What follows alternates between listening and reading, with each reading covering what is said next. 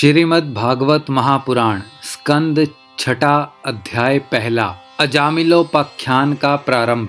राजा परीक्षित ने कहा, भगवन आप पहले द्वितीय स्कंद में निवृत्ति मार्ग का वर्णन कर चुके हैं तथा यह बतला चुके हैं कि उसके द्वारा अर्चिर आदि मार्ग से जीव क्रमशः ब्रह्मलोक में पहुंचता है और फिर ब्रह्मा के साथ मुक्त हो जाता है।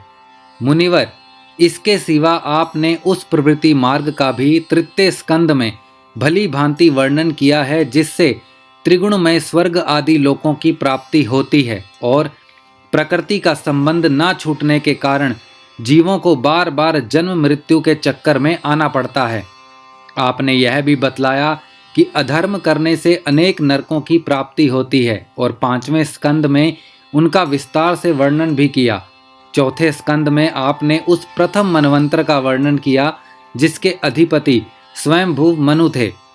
साथ ही चौथे और पांचवें स्कंद में प्रियव्रत और उत्तानपाद के वंशों तथा चरित्रों का एवं द्वीप, वर्ष, समुद्र, पर्वत, नदी, उद्यान और विभिन्न द्वीपों के वृक्षों का भी निरूपण किया।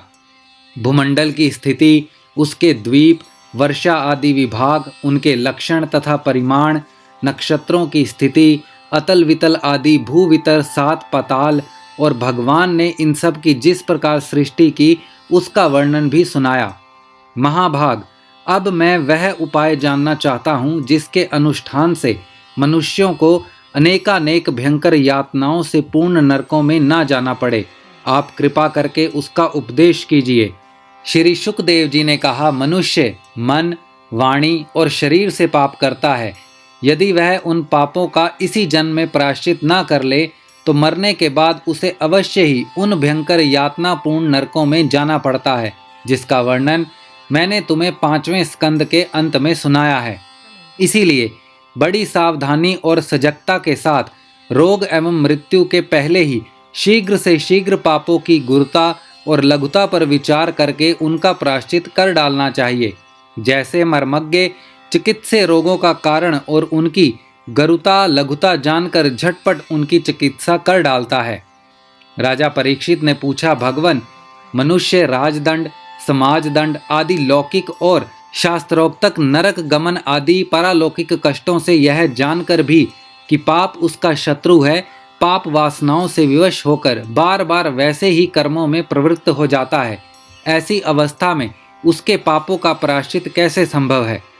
मनुष्य कभी तो प्रायश्चित आदि के द्वारा पापों से छुटकारा पा लेता है, कभी फिर उन्हें ही करने लगता है। ऐसी स्थिति में मैं समझता हूँ कि जैसे स्नान करने के बाद धूल डाल लेने के कारण हाथी का स्नान व्यर्थ हो जाता है, वैसे ही मनुष्य का प्रायश्चित करना भी व्यर्थ ही है। श्री शुकदेव जी ने कहा, वस्तुतः कर्म के द्वारा ही कर्म का निर्बीज नाश नहीं होता, क्योंकि कर्म का अधिकारी अज्ञानी है। अज्ञान रहते पाप वासनाएं सर्वथा नहीं मिट सकती। इसीलिए सच्चा प्रायश्चित तो तत्व ज्ञान ही है। जो पुरुष केवल सुपथ्य का ही सेवन करता है उसे रोग अपने वश में नहीं कर सकते। वैसे ही परीक्षित, जो मनुष्य नियमों का पालन करता है वह धीरे धीरे पाप वासनाओं से मुक्त हो कल्याण पद तत्व ज्ञान प्राप्त करने में समर्थ होता है। जैसे बांसों के झुरमुट में लगी आग बांसों को जला डालती है, वैसे ही धर्मज्ञ और श्रद्धावान धीर पुरुष तपस्या, ब्रह्मचर्य, इंद्रिय दमन, मन की स्थिति, दान, सत्य, बाहर भीतर की पवित्रता तथा यम एवं नियम, इन 9 साधनों से मन, वाणी और शरीर द्वारा किए गए बड़े से बड़े पापों को भी नष्ट कर देते हैं। भगवान की शरण में रहने वाले भक्तजन जो विरले होते हैं, केवल भक्ति के द्वारा अपने सारे पापों को उसी प्रकार भस्म कर देते हैं जैसे सूर्य कोहरे को। परीक्षित, पापी पुरुष की जैसी शुद्धि भगवान को आत्मसमर्पण करने से और उनके भक्तों का सेवन करने से होती है, वैसी तपस्या आदि के द्वारा नहीं होती। जगत में यह भक्ति का पथ ही सर्वश्रेष्ठ, भय रहित और कल्याण स्वरूप है, क्योंकि इस मार्ग पर भागवत परायण सुशील साधु जन चलते हैं। परीक्षित, जैसे शराब से भरे घड़े को नदियां पवित्र नहीं कर सकती, वैसे ही बड़े बड़े प्रायश्चित बार बार किए जाने पर भी भगवत विमुख मनुष्य को पवित्र करने में असमर्थ हैं। जिन्होंने अपने भगवत गुण अनुरागी मन मधुकर को भगवान श्री कृष्ण के चरणाविंद मकरंद का एक बार पान करा दिया, उन्होंने सारे प्रायश्चित कर लिए। वे स्वप्न में भी यमराज और उनके पाशधाती दूतों को नहीं देखते, फिर नरक की तो बात ही क्या है। परीक्षित, इस विषय में महात्मा लोग एक प्राचीन इतिहास कहा करते हैं। उसमें भगवान विष्णु और यमराज के दूतों का संवाद है। तुम मुझसे उसे सुनो। कन्नौज में एक दासीपति ब्राह्मण रहता था। उसका नाम था अजामिल। दासी के संसर्ग से दूषित होने के कारण उसका सदाचार नष्ट हो चुका था। वह पतित कभी बटोहियों को बांधकर उन्हें लूट लेता, कभी लोगों को जुए के छल से हरा देता, किसी का धन धोखाधड़ी से ले लेता तो किसी का चुरा लेता। इस प्रकार अत्यंत निंदनीय वृत्ति का आश्रय लेकर वह अपने कुटुंब का पेट भरता था और दूसरे प्राणियों को बहुत ही सताता था। परीक्षित, इसी प्रकार वह वहां रहकर दासी के बच्चों का लालन पालन करता रहा। इस प्रकार उसकी आयु का बहुत बड़ा भाग 88 वर्ष बीत गया। बूढ़े अजामिल के 10 पुत्र थे। उनमें सबसे छोटे का नाम था नारायण। माँ बाप उससे बहुत प्यार करते थे। वृद्ध अजामिल ने अत्यंत मोह के कारण अपना संपूर्ण हृदय अपने बच्चे नारायण को सौंप दिया था। वह अपने बच्चे की तोतली बोली सुन सुनकर तथा बाल सुलभ खेल देख देख कर फूला नहीं समाता था। अजामिल बालक के स्नेह बंधन में बंध गया था। जब वह खाता तब उसे भी खिलाता, जब पानी पीता तो उसे भी पिलाता। इसी प्रकार वह अतिशय मूढ़ हो गया था। उसे इस बात का पता ही ना चला कि मृत्यु मेरे सिर पर आ पहुंची है। वह मूर्ख इसी प्रकार अपना जीवन बिता रहा था कि मृत्यु का समय आ पहुंचा। अब वह अपने पुत्र बालक नारायण के संबंध में ही सोचने विचारने लगा। इतने में ही अजामिल ने देखा कि उसे ले जाने के लिए अत्यंत भयावने 3 यमदूत आए हैं। उनके हाथों में फांसी है, मुंह टेढ़े टेढ़े हैं और शरीर के रोए खड़े हुए हैं। उस समय बालक नारायण वहां से कुछ दूरी पर खेल रहा था। यमदूतों को देखकर अजामिल अत्यंत व्याकुल हो गया और उसने बहुत ऊंचे स्वर से पुकारा, नारायण।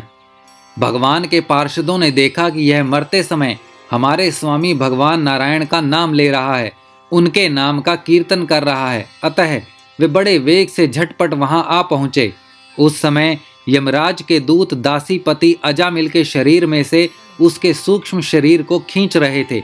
विष्णु दूतों ने उन्हें बलपूर्वक रोक दिया। उनके रोकने पर यमराज के दूतों ने उनसे कहा, अरे धर्मराज की आज्ञा का निषेध करने वाले तुम लोग हो कौन? तुम किसके दूत हो? कहाँ से आए हो? और इसे ले जाने से हमें क्यों रोक रहे हो? क्या तुम लोग कोई देवता, उपदेवता अथवा सिद्ध श्रेष्ठ हो? हम देखते हैं कि तुम सब लोगों के नेत्र कमल दल के समान कोमलता से भरे हो। तुम पीले पीले रेशमी वस्त्र पहने हो। तुम्हारे सिर पर मुकुट, कानों में कुंडल और गलों में कमल हार लहरा रहे हैं। सबकी नई अवस्था है। सुंदर सुंदर 4 भुजाएं हैं। सभी के कर कमलों में धनुष, तरकश, तलवार, गदा, शंख, चक्र, कमल आदि सुशोभित हैं। तुम लोगों की अंग कांति से दिशाओं का अंधकार और प्राकृत प्रकाश भी दूर हो रहा है। हम धर्मराज के सेवक हैं, हमें तुम लोग क्यों रोक रहे हो? श्री शुकदेव जी कहते हैं, परीक्षित, जब यमदूतों ने इस प्रकार कहा तब भगवान नारायण के आज्ञाकारी पार्षदों ने हंसकर मेघ के समान गंभीर वाणी में उनके प्रति यूं कहा। भगवान के पार्षदों ने कहा, यमदूतों, यदि तुम लोग सचमुच धर्मराज के आज्ञाकारी हो तो हमें धर्म का लक्षण और धर्म का तत्व सुनाओ। दंड किस प्रकार दिया जाता है? दंड का पात्र कौन है? मनुष्यों में सभी पापाचारी दंडनीय हैं अथवा उनमें से कुछ ही? यमदूतों ने कहा, वेदों ने जिन कर्मों का विधान किया है वे धर्म हैं और जिनका निषेध किया है वे अधर्म हैं। वेद स्वयं भगवान के स्वरूप हैं। वे उनके स्वाभाविक श्वास, प्रश्वास एवं स्वयं प्रकाश ज्ञान हैं, ऐसा हमने सुना है। जगत के रजोमय, सत्वमय और तमोमय सभी पदार्थ, सभी प्राणी अपने परम आश्रय भगवान में ही स्थित रहते हैं। वेद ही उनके गुण, नाम, कर्म और रूप आदि के अनुसार उनका यथोचित विभाजन करते हैं। जीव शरीर अथवा मनोवृत्तियों से जितने कर्म करता है उसके साक्षी रहते हैं सूर्य, अग्नि, आकाश, वायु, इंद्रियां, चंद्रमा, संध्या, रात, दिन, दिशाएं, जल, पृथ्वी, काल और धर्म, इनके द्वारा अधर्म का पता चल जाता है और तब दंड के पात्र का निर्णय होता है। पाप कर्म करने वाले सभी मनुष्य अपने अपने कर्मों के अनुसार दंडनीय होते हैं। निष्पाप पुरुषों, जो प्राणी कर्म करते हैं उनका गुणों से संबंध रहता ही है, इसीलिए सभी से कुछ पाप और कुछ पुण्य होते ही हैं और देहवान होकर कोई भी पुरुष कर्म किए बिना रह नहीं सकता। इस लोक में जो मनुष्य जिस प्रकार का और जितना अधर्म या धर्म करता है, वह परलोक में उसका उतना और वैसा ही फल भोगता है। देव शिरोमणियों, सत्व, रज और तम, इन तीन गुणों के भेद के कारण इस लोक में भी तीन प्रकार के प्राणी दिख पड़ते हैं। पुण्यात्मा, पापात्मा और पुण्य पाप दोनों से युक्त अथवा सुखी दुखी और सुख दुख दोनों से युक्त। वैसे ही परलोक में भी उनकी त्रिविधता का अनुमान किया जाता है। वर्तमान समय ही भूत और भविष्य का अनुमान करा देता है, वैसे ही वर्तमान जन्म के पाप पुण्य भी भूत और भविष्य जन्मों के पाप पुण्य का अनुमान करा देते हैं। हमारे स्वामी अजन्मा भगवान सर्वज्ञ यमराज सबके अंतःकरणों में ही विराजमान हैं, इसीलिए वे अपने मन से ही सबके पूर्व रूपों को देख लेते हैं। वे साथ ही उनके भावी स्वरूप का भी विचार कर लेते हैं। जैसे सोया हुआ अज्ञानी पुरुष स्वप्न के समय प्रतीत हो रहे कल्पित शरीर को ही अपना वास्तविक शरीर समझता है, सोए हुए अथवा जागने वाले शरीर को भूल जाता है, वैसे ही जीव भी अपने पूर्व जन्म की याद भूल जाता है और वर्तमान शरीर के सिवा पहले और पिछले शरीरों के संबंध में कुछ भी नहीं जानता।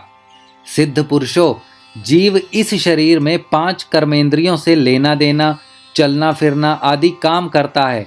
5 ज्ञानेंद्रियों के रूप रस आदि 5 विषयों का अनुभव करता है और 16वें मन के साथ 17वां वह स्वयं मिलकर अकेले ही मन, ज्ञानेंद्रिय और कर्मेंद्रिय इन तीनों के विषयों को भोगता है।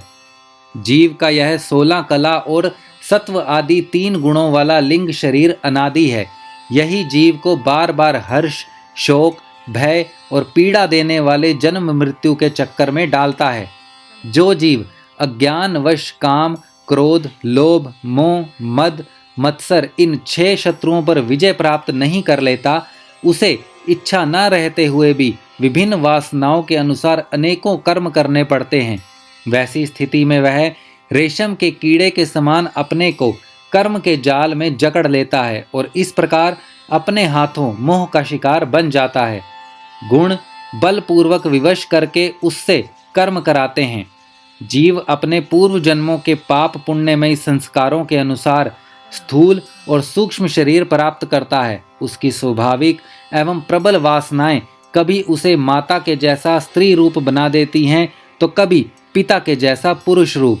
प्रकृति का संसर्ग होने से ही पुरुष अपने को अपने वास्तविक स्वरूप के विपरीत लिंग शरीर मान बैठा है। यह विपर्य भगवान के भजन से शीघ्र ही दूर हो जाता है। देवताओं, आप जानते ही हैं कि यह अजामिल बड़ा शास्त्रज्ञ था। शील, सदाचार और सद्गुणों का तो यह खजाना ही था।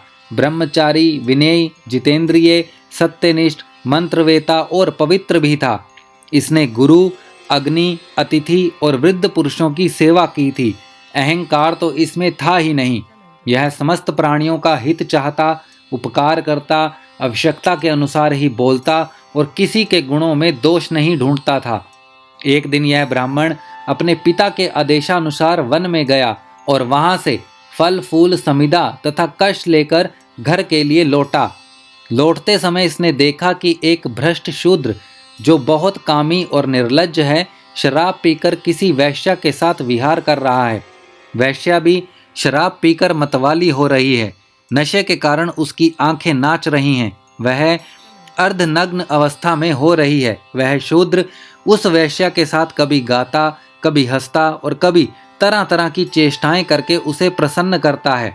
निष्पाप पुरुषों, शूद्र की भुजाओं में अंगरा आदि कामोद दीपक वस्तुएं लगी हुई थी और वह उनसे उस कुल्टा का आलिंगन कर रहा था।